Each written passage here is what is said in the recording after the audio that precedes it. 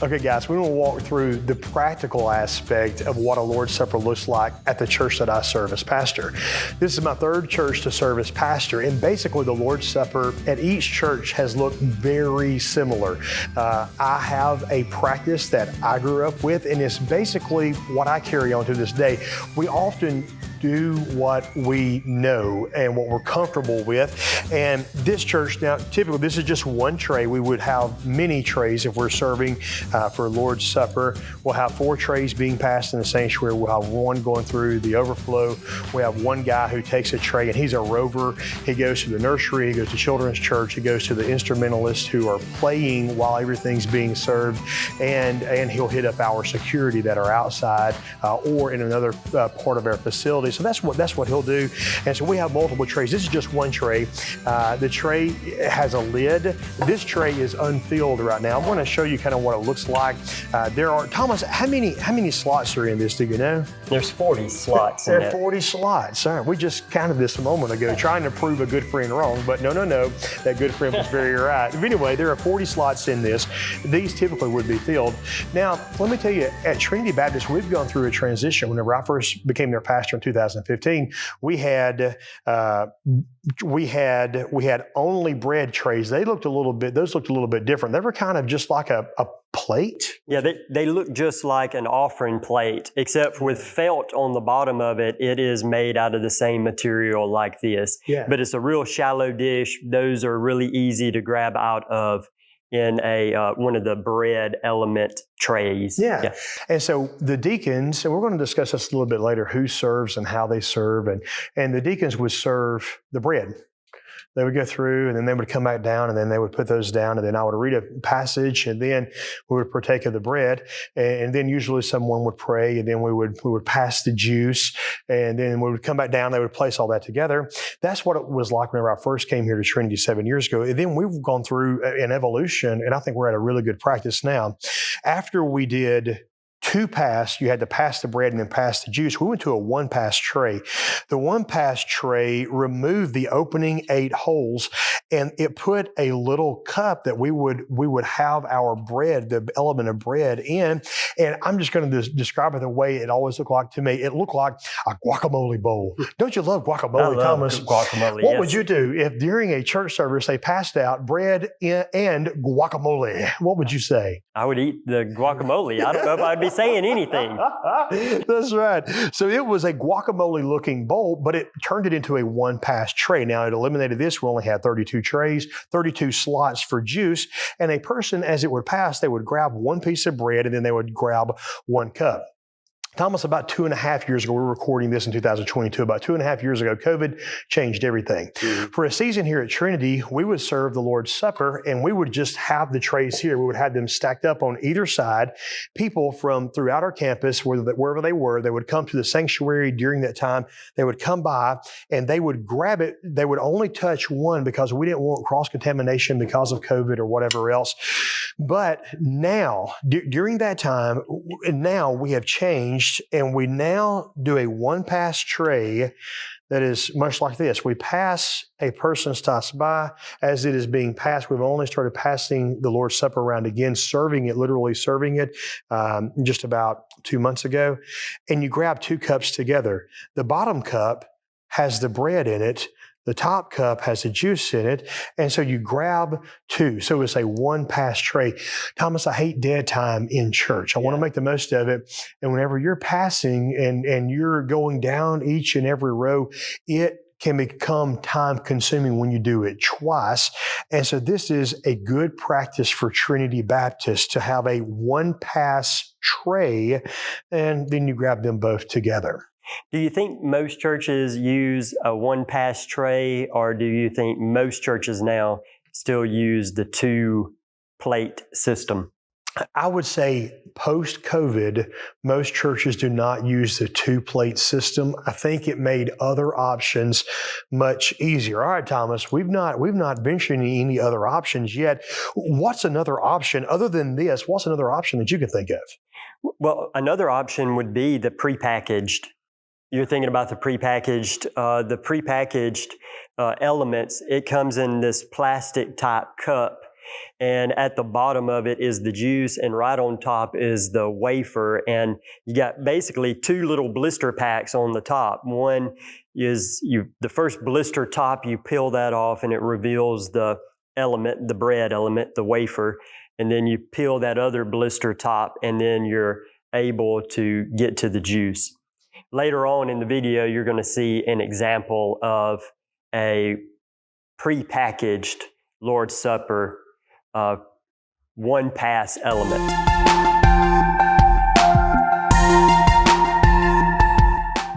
Who actually prepares the Lord's Supper?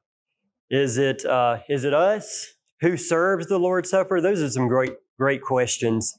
So David, let me ask you this. This coming Sunday, you're going to give the Lord's Supper. Are you going to get up at like 5 o'clock in the morning? You're going to make you some unleavened bread, come over to the church and fill, 200, 300 little cups with bread and with juice? No, I will not be. So one of the ministries of our deacons is they do that. I would say active deacons, but we have an inactive guy.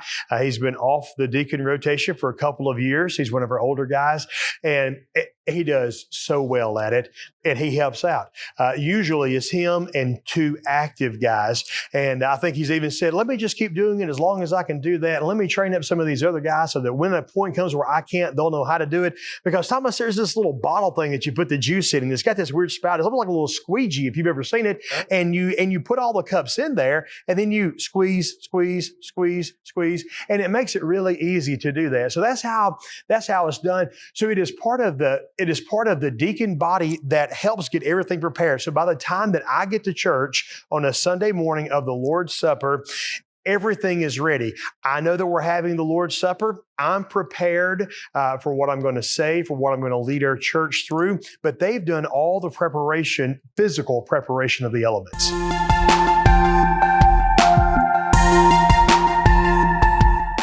Typically in most Baptist churches, the deacons of the church serve the Lord's Supper to the congregation.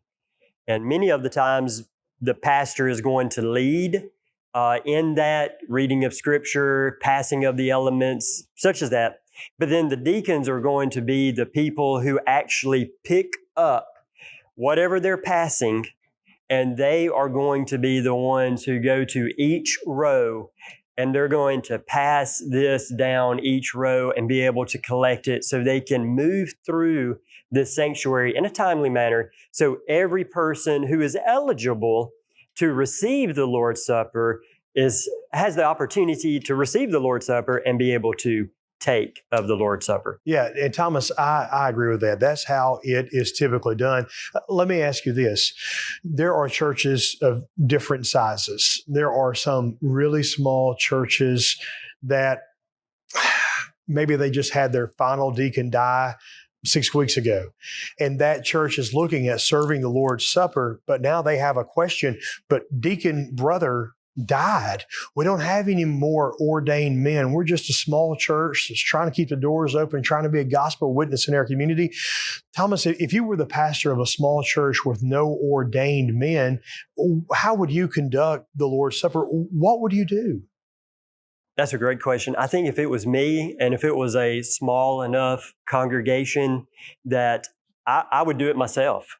I mean, I think I would just go, I would read the Scripture, I would pray over whatever element that I'm about to distribute to the people. And then if there was 20 or 30 people there, no ordained men to be able to pass it, I think I would just go to the people and serve them myself. Yeah.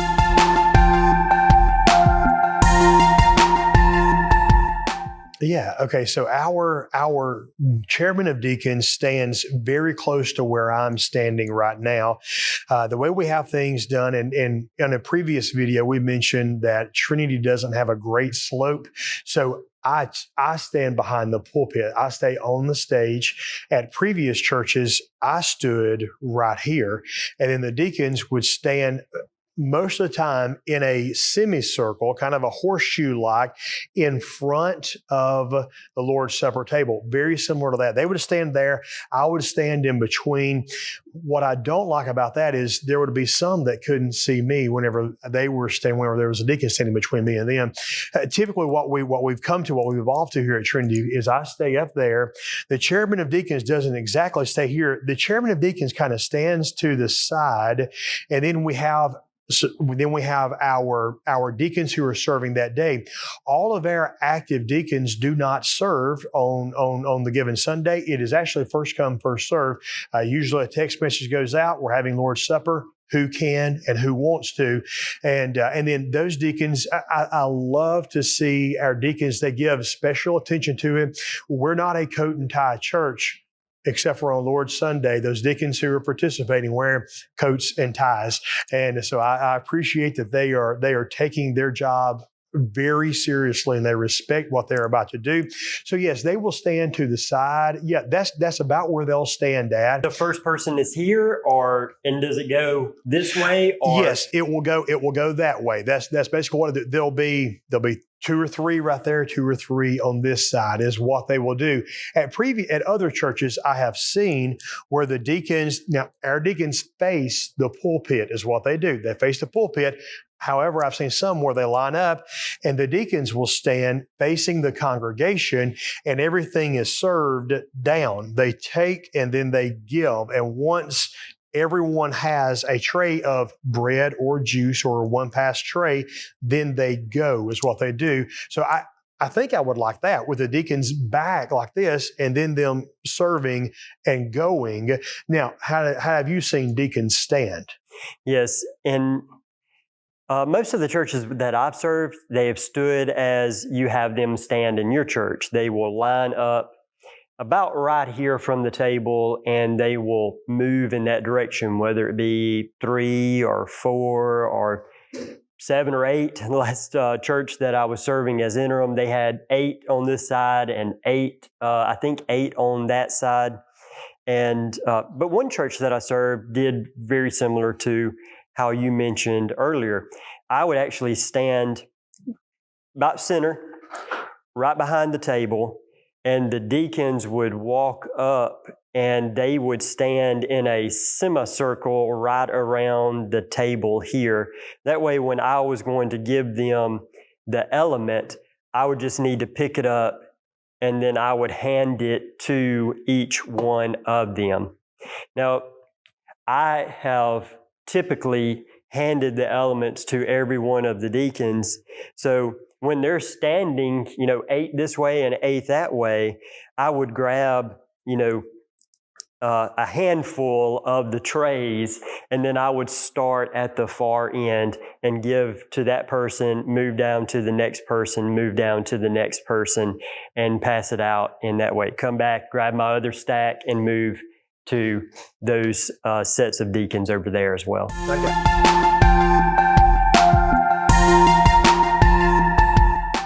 Okay, Thomas, we've talked about how deacons serve and how they stand. Let me just ask you a strange question.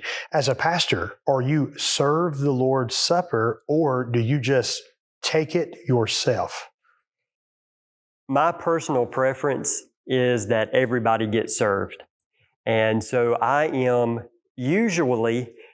plan that out. The chairman of the deacons, I will end right where and handing out the elements to the deacons. I do that last in the service, that part of the service. Everybody else gets served. The deacons come back. We collect those trays. I get a tray, and then I begin to serve the deacons. The last deacon that I serve with the bread is going to be the chairman of the deacons. I serve him, and then he will actually take the plate from me, and then I will then take the bread myself. I will take that plate from him, put it back, and then go and finish the Lord's Supper. Very similar thing with the fruit of the vine, with the juice. I will serve the deacons, and then I will end with the vice chair of the deacons, and I serve him. He holds that plate, and then I take from that and then I bring it back and set it down. So my personal preference is for everyone to be served and no one is necessarily serving themselves. It's not a problem if people serve themselves. There's nothing wrong with that according to the biblical text. There's no biblical guidelines on that. But I think it's all or nothing. That's what I want. I want an all or nothing. Okay, so everybody is getting served or everyone is serving themselves in that sense. Yeah. And we do the exact same thing. I have the same practice as Thomas.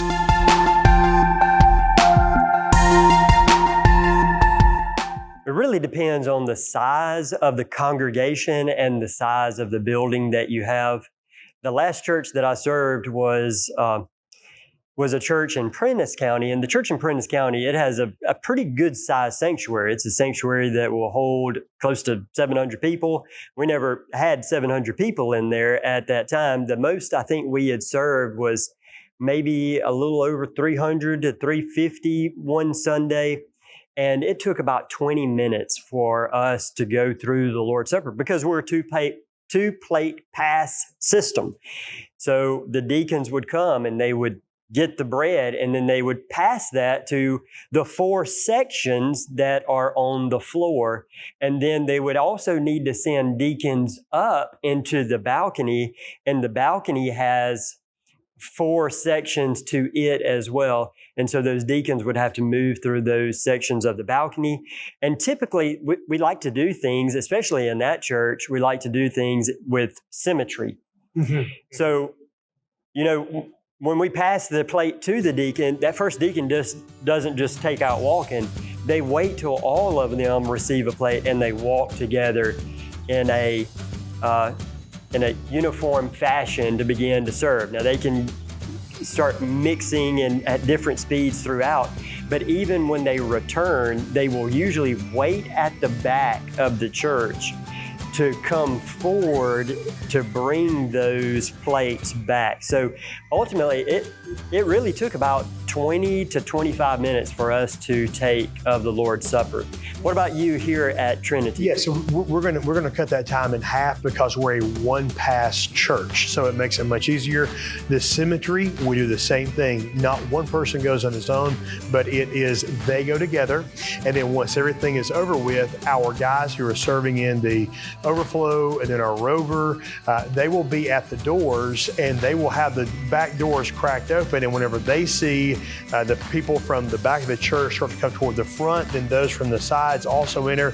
Everyone leaves together, everyone comes back together. Really, it is a beautiful thing to watch the Lord's Supper be conducted in a way like that. So yeah, we're at about half that time because of just the convenience of a one-pass system.